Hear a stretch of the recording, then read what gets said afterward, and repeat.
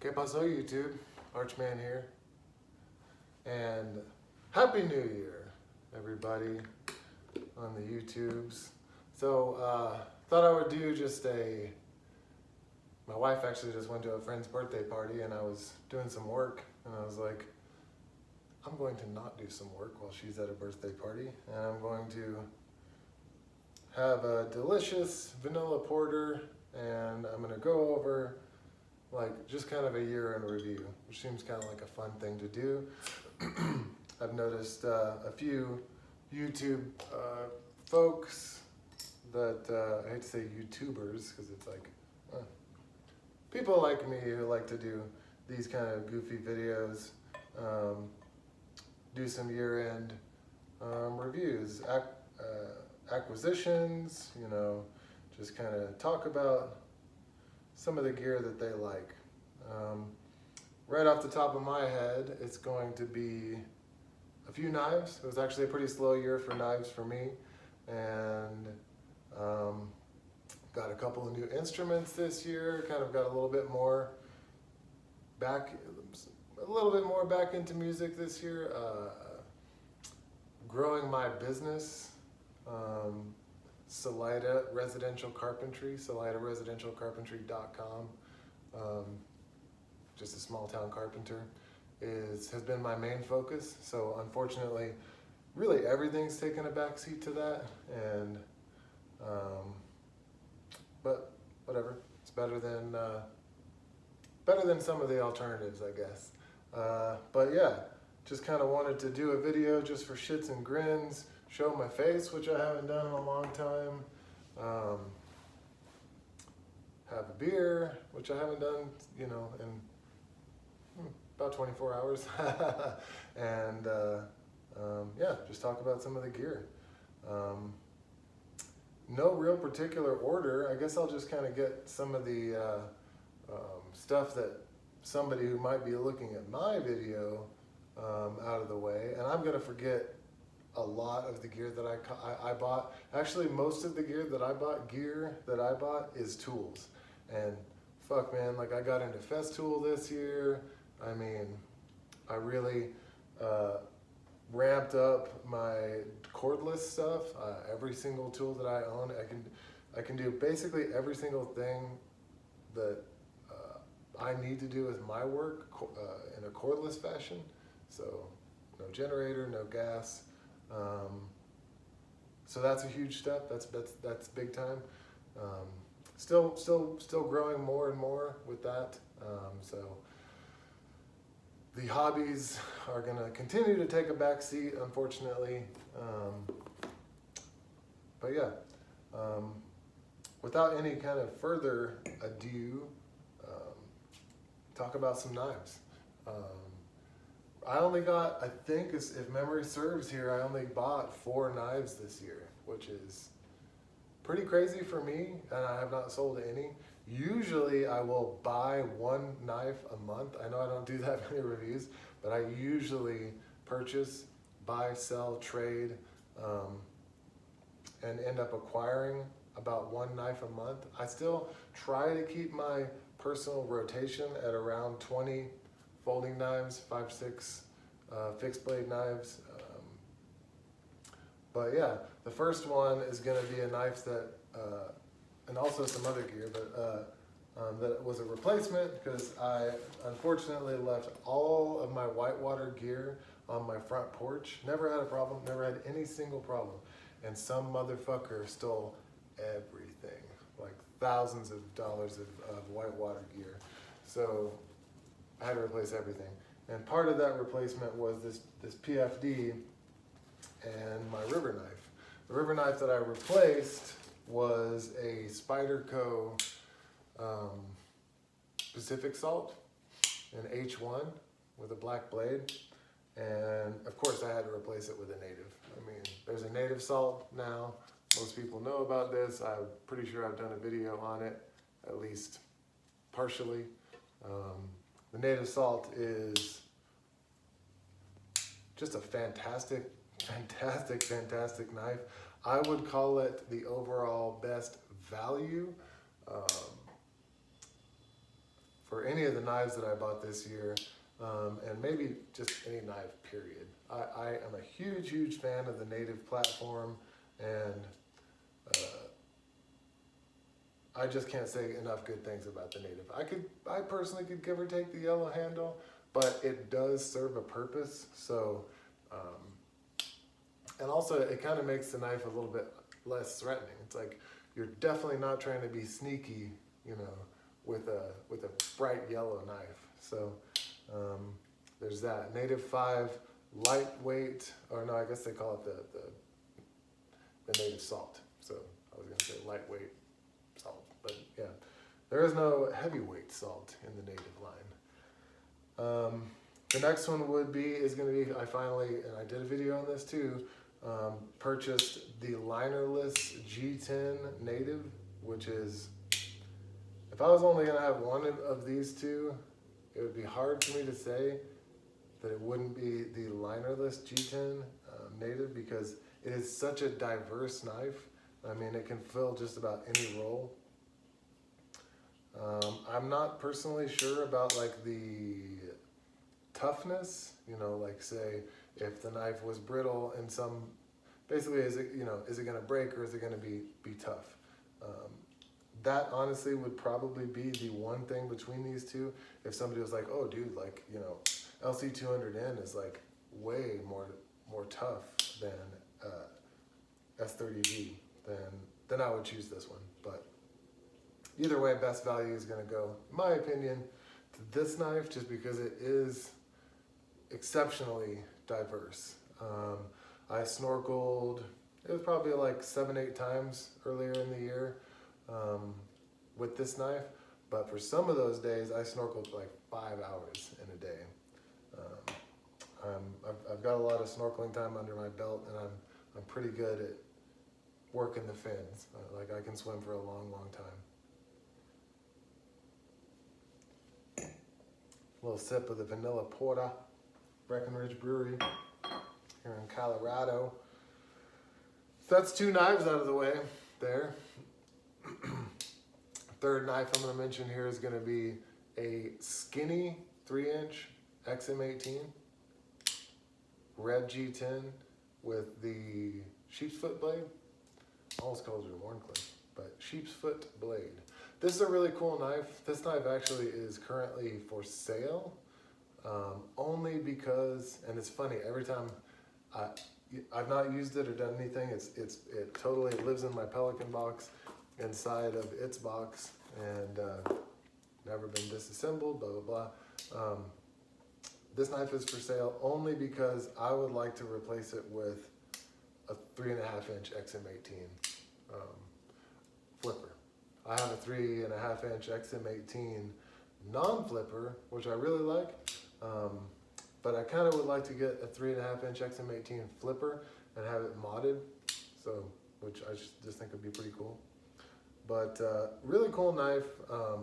Can't say enough things about, you know, CPM 20CV.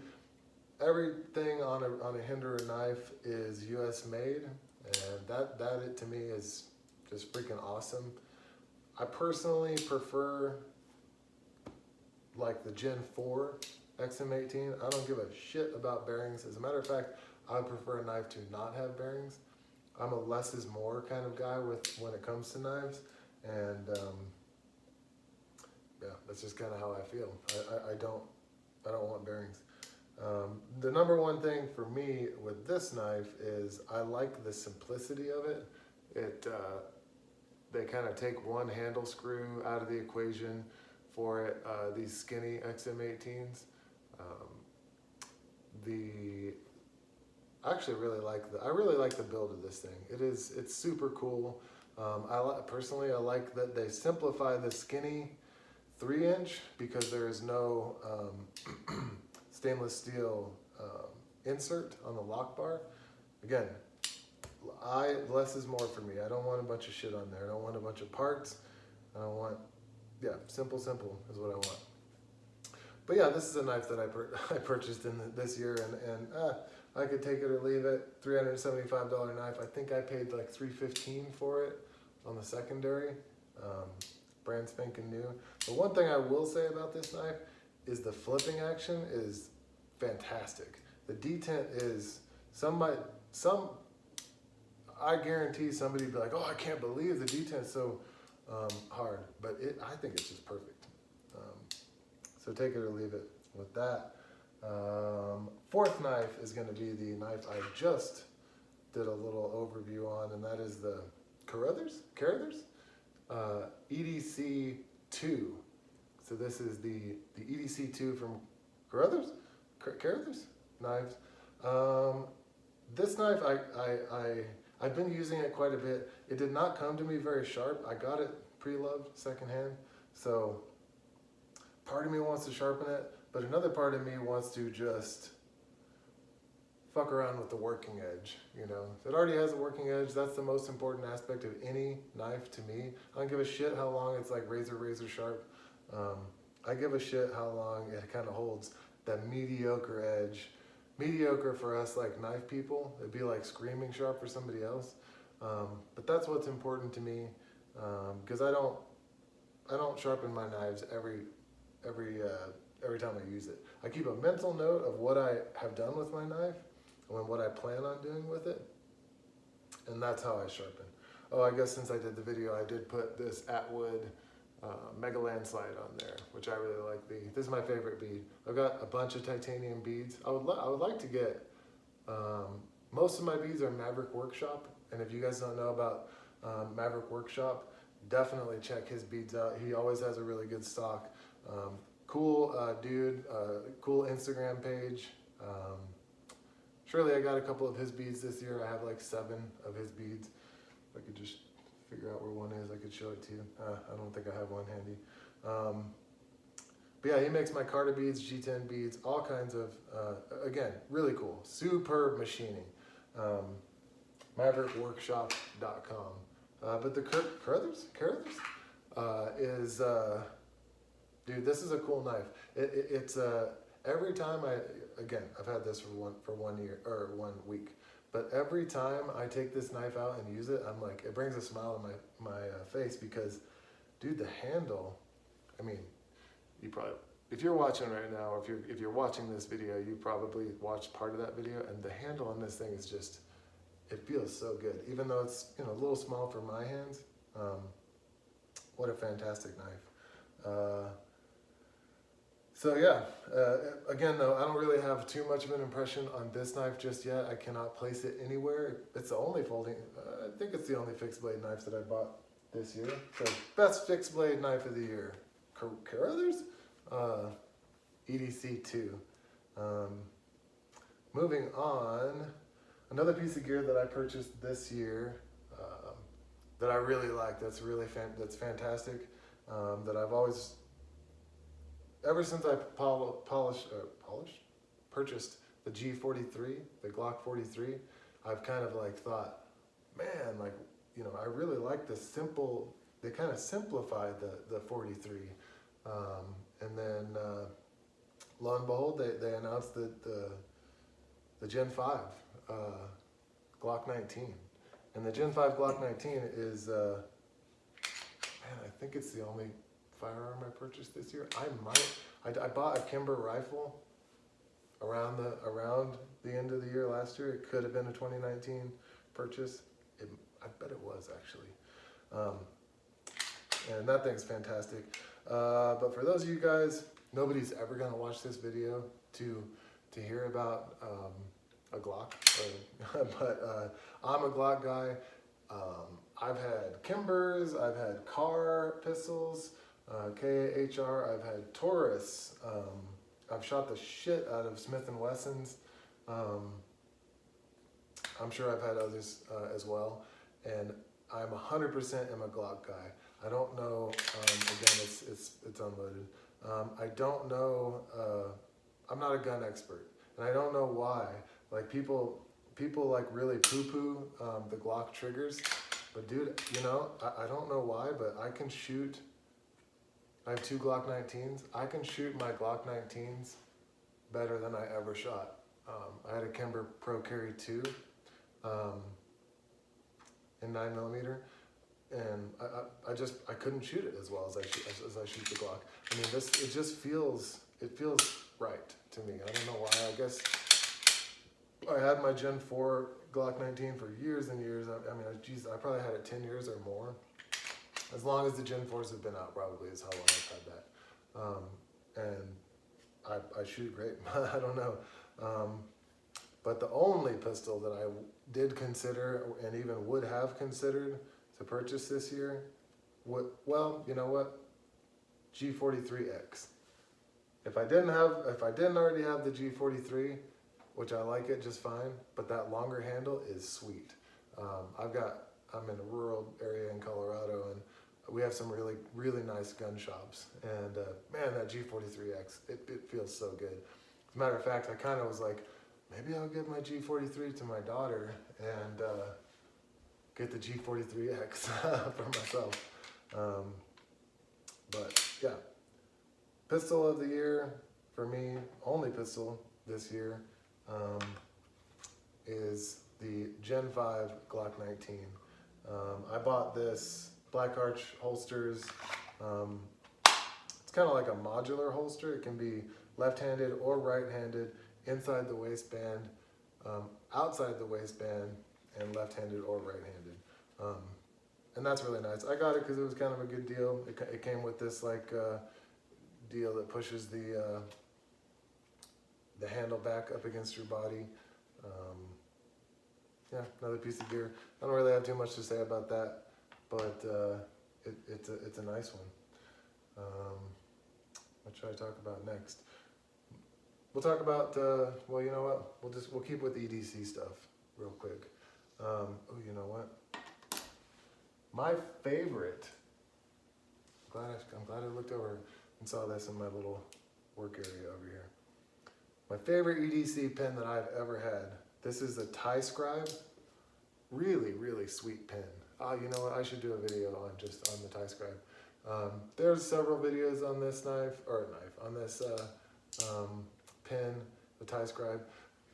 For me, you know, like I research the fuck out of stuff before I buy stuff. So, you know, I don't have to buy 5 pins in order to choose the best one. As far as I can tell, that is a fucking asswipe thing to say. But I really like this Tie Scribe. I've had several titanium EDC pins, all the way from tactile, you know, a few different tactile turns. I had the one from Cogent, I think is what he's calling himself now. Fuck, what's his name? The crazy titanium guy. You know who I'm talking about. From Australia? Fuck, I don't remember. The one is really nice, but I didn't like the, somebody said something. Researching part of dude, I love researching. It literally is, it's like, it's one of my favorite parts. But this Tie Scribe is the shit, man. I really like it. Very minimal parts. I love that the clip is the bolt. Like, I mean, I don't understand why anybody would do a different, after, you know, someone came up with this design, it's like, why would you do anything else? I bought this on the secondary, again, it was like 60 bucks. I think these are around 100.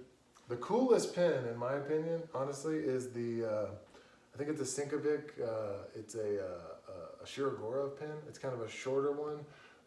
It has the bolt and the is integral to the clip, but it's a $250 pin, and it has tools for really specific Shirogorov Sinkovic collabs. So it's like, you know, don't think I'm going to be purchasing that one.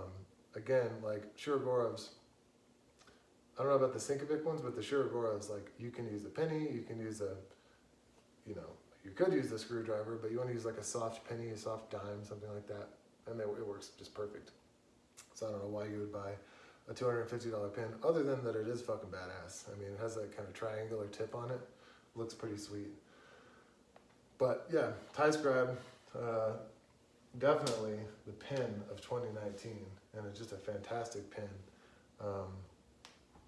Yeah, a couple of, I'm sure I purchased 5 or 6 spinners actually this year, but 2 that really stand out to me is the Zero Feud Tie Mini. These things practically don't exist. So I don't carry this thing. I'm about to drop it on my granite countertop and just ding the shit out of it. Because this is like worth at least 150 bucks. I mean, so is this one, but like at the same time, this one's rare.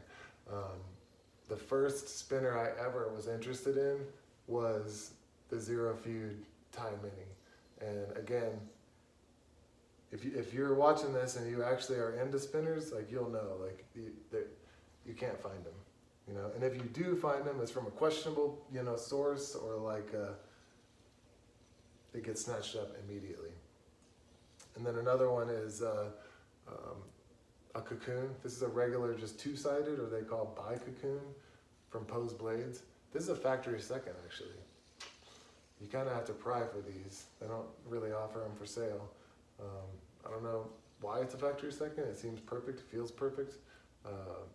But Pose Blades bi-cocoon, really cool spinner. I mean, shit, the factory, I want to say the factory second of this still is like from Germany, 170 bucks, something like that, kind of bananas. But this shit holds its value, you know, they really do. As long as you don't drop this, and this is one of my few spinners I've not dropped, they hold their value. I may have got this bronze, I bet I did get this bronze one this year too. This is kind of my, I bought this as a factory first, again, like 200 bucks or something like that. But literally I was out hiking and fucking dropped this and just dinged the shit out of it. It has like 3-4 just horrific dings on it. So it's like, whatever. That's my EDC now. And spinners are goofy as fuck, but a lot of things, you know, you end up kind of just like dicking with in your hands, and like this is made to dick with, and that's what pushed me over the edge to buy a spinner in the first place. And I really like them. It's a cool little gadget. Moving forward to some of the bigger purchases I made this year, like I kind of moved back into I wouldn't say like producing music, but like playing with music. And so I purchased 4 synthesizers this year. One of them I gave to my daughter, so I don't have it. One of them's a Moog. Purchased a Moog. That's pretty big news. My 2, I'm gonna take a sip of beer.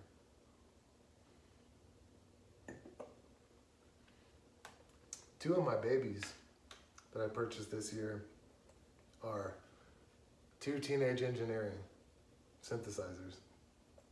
You may be into music, you may not be into music, but these things are sweet, dude. Like the Teenage Engineering stuff, this is an OPZ. The OPZ is kind of like, it mostly is a sequencer, but it also is a synthesizer, sound engine, and I mean, it really is not mostly a sequencer. Just because it's so small, it's kind of hard to play as a synthesizer, but you can plug this into I could plug this into a full-size keyboard and use that keyboard to play all the sounds from this thing. I want to say this OPZ is about 600 bucks. They're expensive, but there's nothing else out there like it. All things considered, I would say the OPZ is my favorite, and I would consider it to be my, it's actually, the feet are kind of twisting on it, which is the back comes off. Best Buy, this is my Best Buy. It does so much stuff. I mean, this thing is incredible. Can't really demo it right now. You'll just have to take my word for it. Plus, I'm not fucking awesome at it, so that's why I haven't really done any videos or content with it. And then this is an OP1. The OP1 is a lot of people consider it like a lo-fi kind of synthesizer. It's also like a 4-track recorder. This thing is really cool. It's machined aluminum, so it's like a chunk of machined aluminum, but it's actually embedded. All the circuitry and everything's embedded into that. Really cool thing. These are expensive though. This is like a $1,500 very small little synthesizer, but really incredible. Both of these things, I mean, every person that I've ever shown this to, music person or not, is like, holy shit. Like, I mean, they're totally pro, incredible sound machines, noise making machines. Don't really know what else to say about those, but they are freaking awesome. It wouldn't do too much justice on the shitty microphone on my phone with this, you know, just kind of little tiny little monitor on here. So wouldn't be the best. Wouldn't do it any justice if I wanted to play off of that. That's pretty much it. I just kind of wanted to talk about my year in review, kind of some of the gadgets and gizmos that I'm into. Other than that, oh, you know what? I had this attached to my PFD. I was forced to buy a new sweet shredder. This is a whitewater helmet it's like a carbon fiber shaped like a baseball hat. Considered one of the safest helmets you can buy. Keeps you in the shade, keeps your head from hopefully getting concussed. That helmet is more like low speed impact, so it's not really designed for a bong over 20 miles an hour. So that's it, you guys. Can't really think of anything else. I plan on going ahead and starting to do some tool reviews, just because I don't like that all the people that do tool reviews are homosexual. So I feel like that. No, I'm just kidding. They're just. I don't like how PG all the tool reviews are. Like, I'm just like, come on, man, you know. And that, like, most of those dudes seem legitimately gayer than AIDS. No, I'm just kidding. That's not true either. I'm just giving you shit. Most of those dudes just don't. I don't know. They don't speak my language. So, and I know that not everybody does, and that's okay too. They got 1 million subscribers. I have,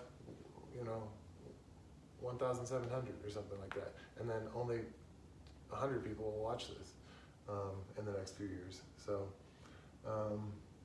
yeah, that's all I got, you guys. Palabra a tu madre. Questions, comments, concerns, I'm sure I already said, leave those below, and we will see you guys on the next video. Uh-oh. Is it gonna let me end it? End it, you fucker. I meant to do this.